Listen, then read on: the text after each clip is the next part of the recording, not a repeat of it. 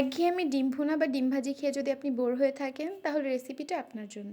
আসসালামু আলাইকুম, চলুন রেসিপিটা দেখে নিই এক নজরে। এই রেসিপির মূল উপকরণ হচ্ছে ডিম আর বাদাম। তো ফার্স্টে আমি ডিমগুলো সিদ্ধ করে রেখেছিলাম, দেন আমি হালকা তেলে ভেজে নিব।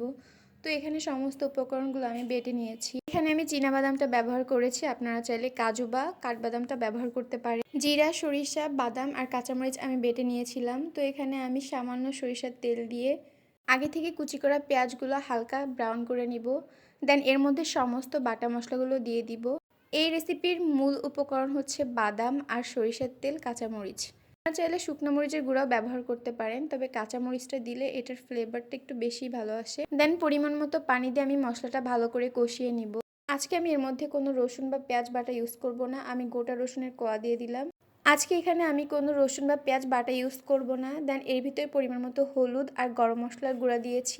এই মশলাটা যত ভালো করে কষানো হবে তরকারিটা তত বেশি টেস্ট হবে। দেন সর্বশেষে আমি কাঁচা ধনিয়া পাতা দিয়ে আমার রেসিপিটা কমপ্লিট করলাম। দেখতে এবং খেতে সত্যি অনেক মজাদার ছিল।